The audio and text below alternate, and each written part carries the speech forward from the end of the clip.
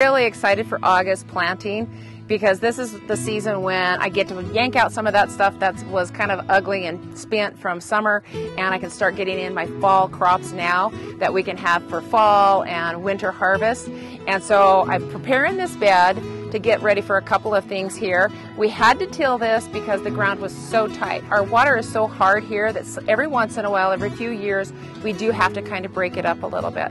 I do like to just layer and mulch, but this time I actually had to work the compost in. I think this bed here is the most neglected bed of all because it's the end of the garden, and it's kind of, I tend to have that laziness during the summertime to not mulch it as much. And so it doesn't get that beautiful compost that the rest of the beds get, because this is the only bed that really seems to be tight this year. So anyway, we got it ready. And we're going to get some arugula in right here and some mustard greens. This area here was onions. I've got all of the onions out. The bed's prepared. Now we're going to do a companion plant for the tomatoes that are here. We're going to do mustard greens and arugula. These are some of my favorites along with many others, but I really love these for planting in August because they seem to tolerate the heat when they're planted from seed, and I don't have to baby these guys. I don't have to cover them or anything. So I really love these for planting in August. And they'll also work together well in this area because when the tomatoes come out, these will probably come out as well. I've got just a little bit over 75 days before we actually have our first frost.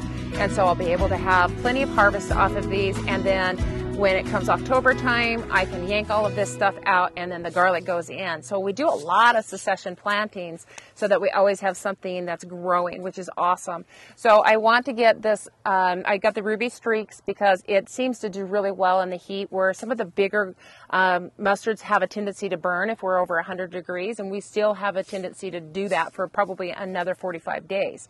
And then arugula. And arugula, there's two different types of arugula that I'm going to be planting. I'm going to be planting the wild arugula, and it's a really tiny, tiny fine seed, and it can be a perennial if you kept it from going to seed. And then I also like the astro arugula because it's a bigger leaf and it's easier to harvest, and so it's much easier for us to put into our share baskets. And so I actually love just doing those in little short rows, and I use the back of a handle to do these guys. It's just kind of my little, I'll make a little indentation, and you can see that it's just pretty small, but it keeps it nice and straight like this. And my rows are pretty close together. And then I'll go a little bit deeper with my mustard greens as they're all sliding off my lap here. So I will go ahead and put the astro arugula right in the front because it does have a tendency to be a little bit shorter. And I'll just sprinkle these guys right in here in these little crevices that I made. And I'll probably do 2 rows of that because I really like that. And I think we need to go just a little bit thicker. Okay, and then I'll just pinch the soil over this just really slight. And then I tamp it down. Make sure you label where you're at. And then I'll plant the wild arugula next. And this is ready really in 30 days, both of these arugulas. They're really fast to harvest, and if you continue to harvest them, they'll produce and produce and produce. And then tamp him down. I feel like I'm just a mess here with everything falling off. And then we got our mustard seeds, so they'll be a little bit taller and they're going to go in the back. But I do like this ruby streaks. Its flavor is really good. It's not as hot as some of the mustards, so if you don't really like those hot mustards, ruby streaks is really great for that. And it'll grow up fairly tall, and it won't really cause a problem with these tomatoes. In fact, it kind of helps just a little bit. And great companions for these guys. So I do love these 2 crops for August planting. A couple more of my favorite crops for August are beetroot and kohlrabi. These are exceptional because they have enough time in August to develop before we actually have our first frost. And even if they got a little bit of frost, it's not going to hurt them. So in this area here, I've just put a bag of compost, and I'm not even going to work it in, and it'll be just fine like that. And I'm using a dibbler to plant these because these are from the video that we did before for planting seeds for fall that we did in these cells. And I'm going to take them right from the cells right into the garden, and it works perfectly.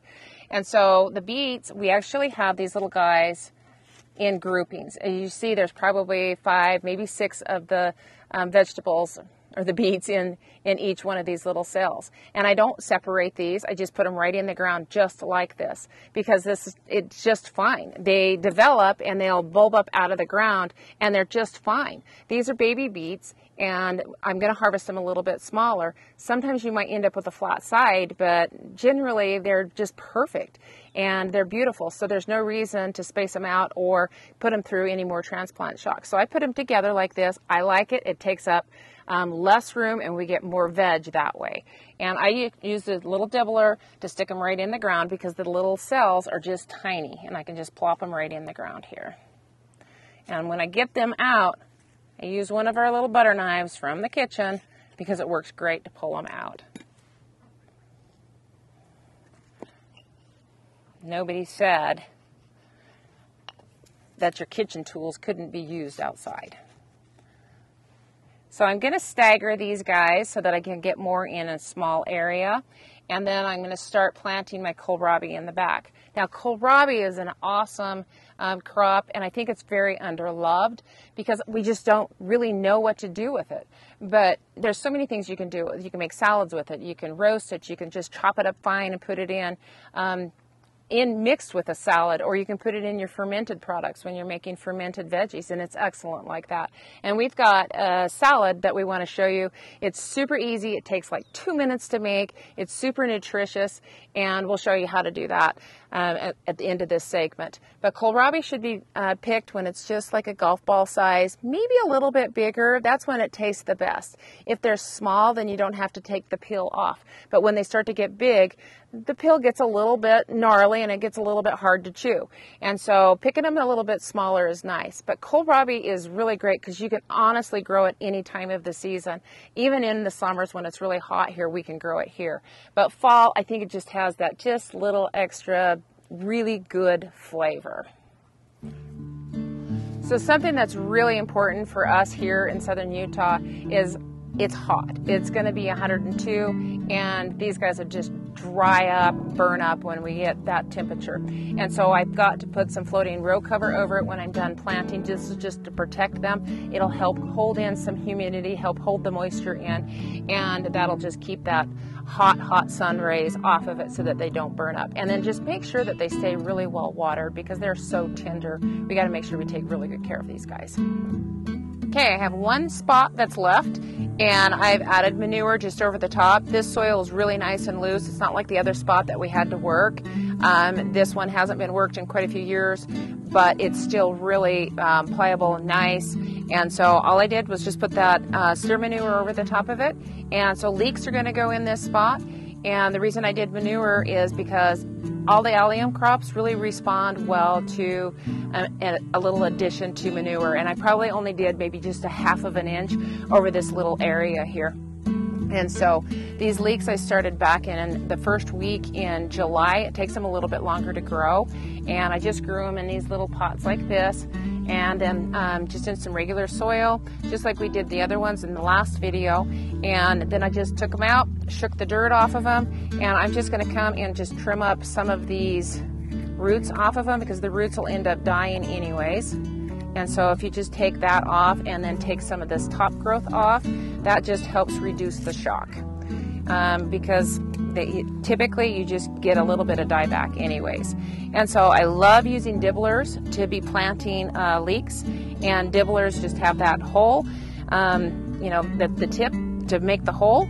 And I'll just go in here and I'll put the holes about 3 to 4 inches apart. And of course I plant closer than most people do. And then I'll just take these leeks and I'll just pop them right in the ground. Just simple, simple, simple. This little dibbler is one that my dad made me on his lathe years ago, and it works excellent. You can buy dibblers too. So you can, some people will just let the rain fall just let the rain come in and naturally fill in these holes because it's nice and loose that way. But because we are so hot, we're expected to be 102 tomorrow. And so I actually like to fill these in a little bit because they could dry and wither. And so this just gives them a better start if I cover them. If it was cooler, we got more rain, then I can understand doing that. But I'll just continue to do this. And I actually space the holes kind of on a diagonal just so that I can squeeze a little bit more in. And you can see that it's not hard to get these holes put in.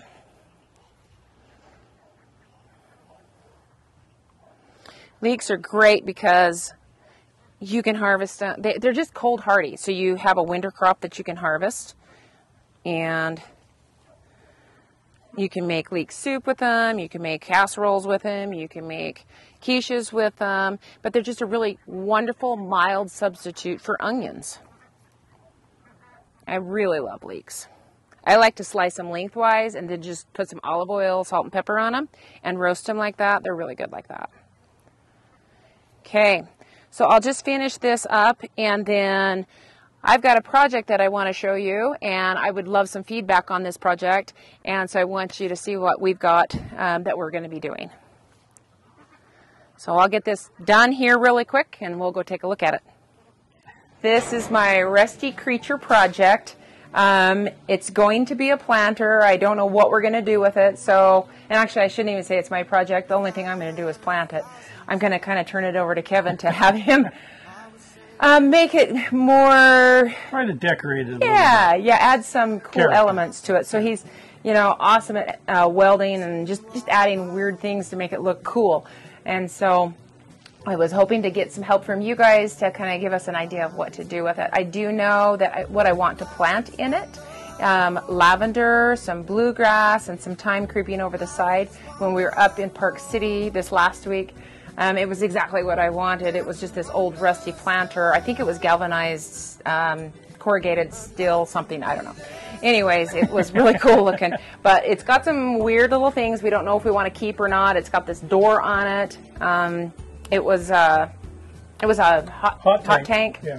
And it's got a drain in it, so we don't have to poke a hole in it or anything. And it's got other some wires here on the side, some stuff we don't know if we should keep or not. Not keep. Some kind of decoration, I don't know.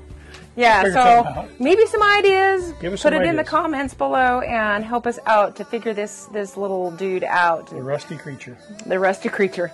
Okay, thanks you guys.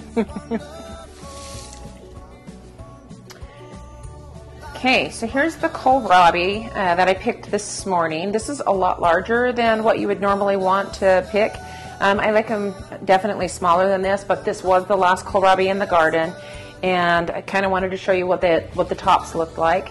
And we're just going to make a salad with this, just a marinated salad with walnuts. And so what I want to do is get off all of these little stems off of it. There are leaves. And I'll save these for the goats or the chickens because they love to eat those. And we do want to take the skin off of this because it has been out in the garden all summer with the heats being kind of high. And so we want to make sure that we don't have anything that's tough and chewy. And so we'll just take that skin off. And you can use a vegetable peeler or you can just use a knife to get it off. Either way, I'm just going to use a knife. After it's spent the summer out there, they're still good. Kohlrabi tolerates the heat really, really well.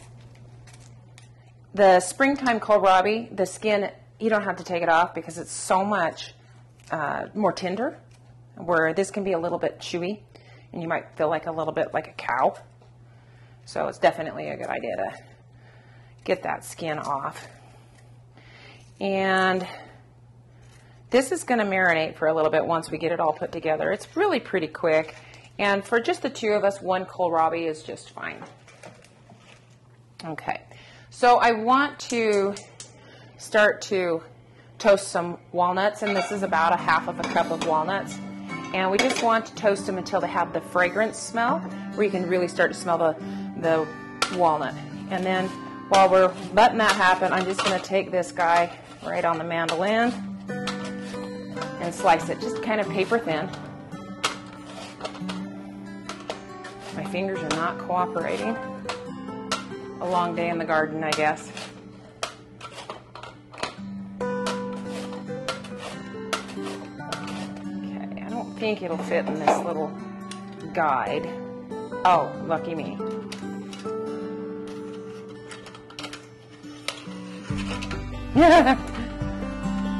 If I can actually get it on there.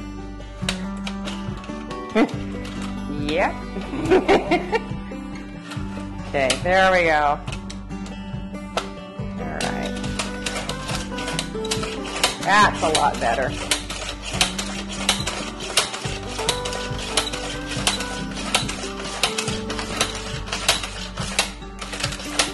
All right, I'll put that aside.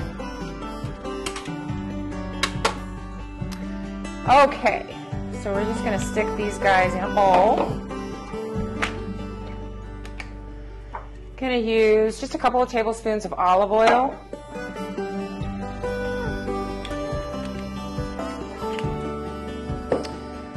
About a quarter of a cup of walnut oil. And then I like to use a whole lemon in it.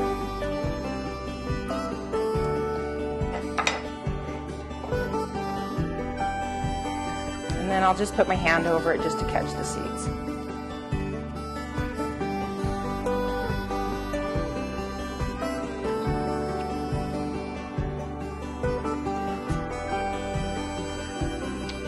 Okay. We're just starting to get a little bit of that smell of the walnuts. This is literally that easy. Okay, and then just toss that all together. And we're going to let this sit maybe 30 minutes. That's just about the right amount of time for me to go feed the baby goats and to get my milking chores done. And then we can come in and have salad with our dinner. This is just a simple way to use up your kohlrabi fresh, and it's really good. You can take this salad and chop up some parsley and sprinkle it over the top of it, just to add a little bit of color and a little bit of taste, and that's all there is to it. Super, super simple. Okay guys, I'm gonna go take care of my chores. Till next time.